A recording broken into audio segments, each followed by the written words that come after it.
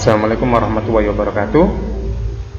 Kali ini saya akan menjelaskan materi matrikulasi kimia bagian kedua, materi. Nah, kita bahas dulu tentang materi. Jadi materi itu adalah segala sesuatu yang bermassa dan menempati ruang. Nah, materi ini terbagi menjadi dua, ada campuran, ada zat murni. Nah, karakteristiknya campuran ini, yang pertama, komposisinya bisa beragam. Sifat zat penyusun tetap dapat dipisahkan menjadi zat murni dengan metode fisik. Kemudian campuran dengan komposisi yang beragam memiliki sifat yang beragam juga. Kalau zat murni, komposisinya selalu tetap, tidak dapat dipisahkan menjadi zat yang lebih sederhana dengan cara fisik. Yang keempat, hanya dapat diubah jenis dan sifatnya melalui reaksi kimia, dan sifat-sifatnya tidak beragam karena zat murni. Nah, di campuran ini terbagi menjadi dua, ada campuran heterogen dan campuran homogen. Campuran heterogen contohnya adalah ketika kita masukkan pasir dengan air, kita masukkan pasir ke dalam air. Nah, jadi antara komponen-komponennya masih bisa dibedakan. Kalau campuran homogen, komponen-komponen yang dicampur ini tidak bisa dibedakan. Contohnya gula atau garam, kita masukkan ke dalam air kemudian kita aduk, jadi kita nggak tahu secara visual mana garam, mana air, mana gula, mana air. Ini yang disebut sebagai campuran homogen atau sering disebut sebagai larutan. Nah, sebenarnya ada satu lagi di sini di tengah yang ada pembahasan lain. Jadi komposisinya antara campuran heterogen dan campuran homogen, yang namanya nanti adalah koloid. Koloid ini menjadi materi tersendiri nanti di kelas 11. Kemudian zat murni ini terbagi menjadi dua, ada unsur, ada senyawa. Kalau unsur ini tidak dapat diuraikan menjadi zat yang lebih sederhana melalui reaksi kimia.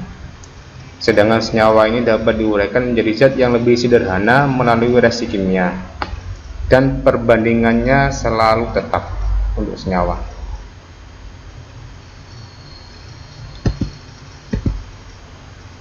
Nah, ini secara definisi. Materi adalah segala sesuatu yang menempati ruang dan memiliki massa. Bisa berupa unsur, senyawa maupun campuran.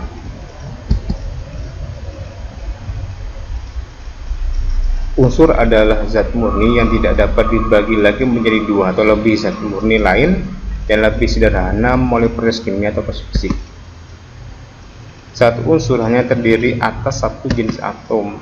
Nah, ini kalau kita perhatikan ujung dari pensil ini adalah atom-atom karbon.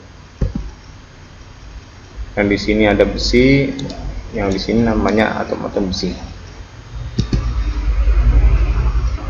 Atom-atom karbon berbeda dengan atom besi, sehingga sifat unsur karbon berbeda dengan sifat unsur dari besi.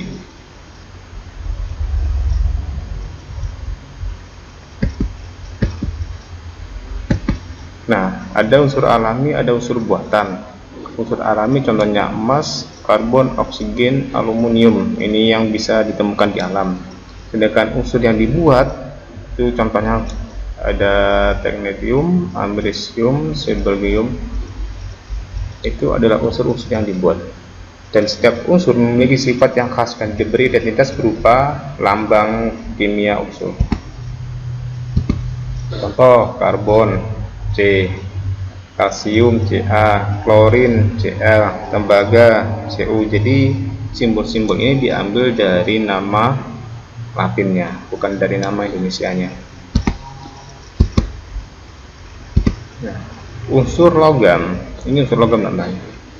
Fisiknya adalah warnanya mengkilat, berwujud padat pada suhu kamar, dapat ditempa, titik leleh dan titik didih tinggi, kecuali ini. Pengantar panas yang baik dan pengantar listrik yang baik, ini unsur logam. Kemudian unsur non logam, untuk contoh belerang, bromin, iodin, klorin. Dapat berwujud padat, cair atau gas pada suhu kamar, berwarna pudar dan rapuh jika dalam wujud padat, titik leleh dan titik didihnya rendah, penghantar panas yang buruk, dan penghantar listrik yang buruk juga untuk unsur logam, kecuali karbon atau grafit. Ini karbon atau grafit contohnya pada pensil 2B ya, atau pada baterai yang di dalamnya warnanya hitam. Kalau kalian buka itu ada batangan warnanya hitam, grafit. Nah, di antara unsur logam sama non logam itu ada namanya unsur semi logam atau namanya metaloid. Jadi karena posisinya di antara keduanya, maka dia dapat bersifat logam dan non logam sekaligus. Nah, setelah kita bahas unsur, baru kita bahas senyawa. Senyawa ini adalah zat murni yang terbentuk dari penggabungan dua unsur atau lebih melalui reaksi kimia. Nah, air terbentuk dari hidrogen dan oksigen. Jadi air ini senyawa, kemudian hidrogen ini adalah unsurnya.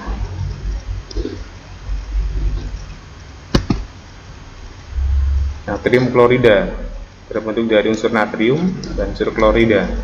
Jadi senyawanya namanya natrium klorida. Jadi senyawa itu adalah gabungan dari beberapa unsur. Kemudian asam astat yang komponennya terdiri dari karbon, hidrogen, dan oksigen. Senyawa itu terbentuk dari unsur-unsur melalui reaksi seperti yang tadi, air ya, H2 ditambah O2, nah, menjadi H2O. Di sini ada koefisien setengah. Jadi unsur gas oksigen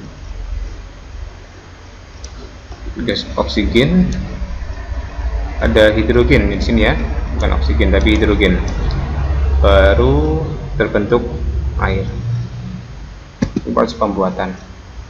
Nah, senyawa dapat diuraikan menjadi unsur penyusunnya melalui reaksi kimia pada kondisi yang tepat. Jadi H2O yang terbentuk ini bisa diuraikan lagi menjadi H2 dan O2 pada kondisi yang tepat, menjadi unsur-unsurnya.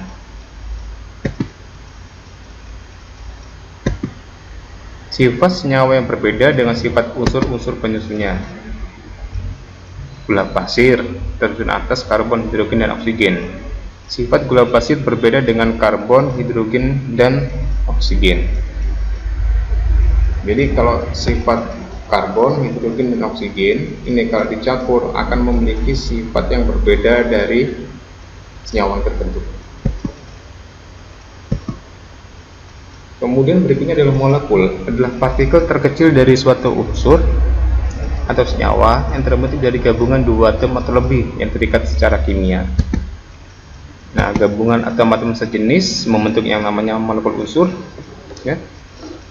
Jadi ini ada, kalau molekul itu adalah gabungan dari atom. Kalau atom-atomnya sejenis disebut sebagai molekul unsur. Jadi H2 ini unsur, terdiri dari dua atom H.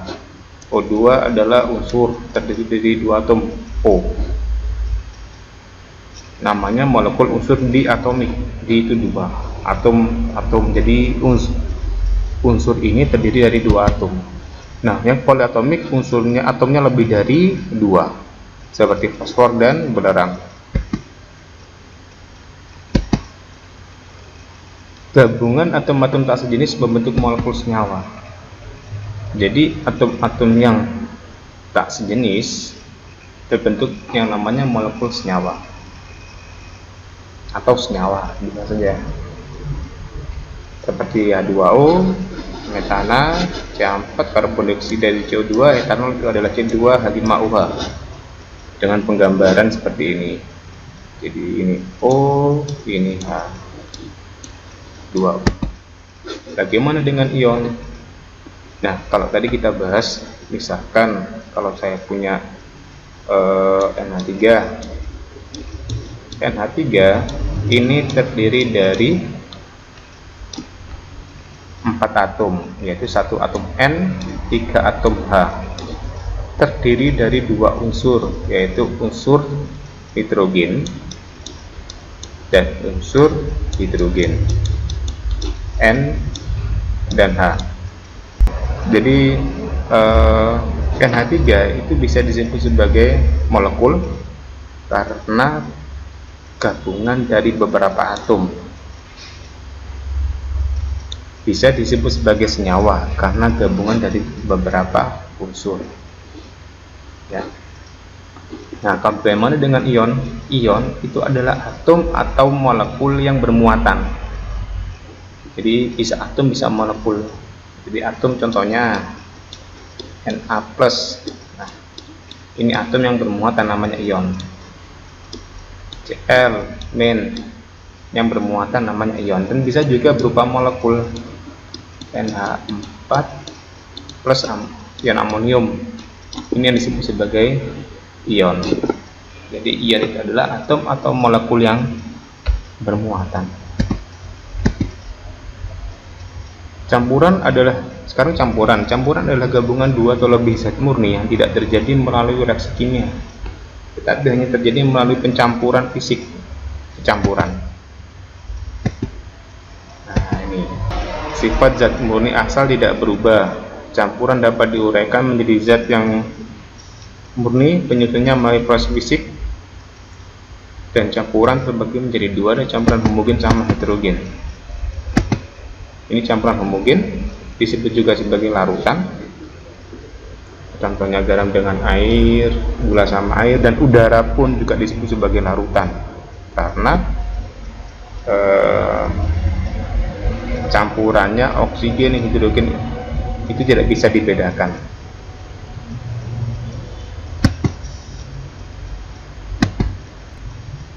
Kemudian campuran heterogen, komposisi zat penyusunnya ini seluruh ruang tidak seragam.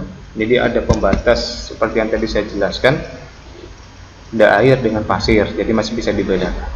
Contohnya di sini adalah campuran besi belerang, ya. Dan untuk memisahkannya dengan menggunakan magnet. Jadi serbu besi akan tertarik oleh medan magnet, sedangkan yang tertinggal adalah bubuk belerangnya. Terima kasih. Kita ketemu lagi nanti materi yang terakhir, matrikulasi yang ketiga. Assalamualaikum warahmatullahi wabarakatuh.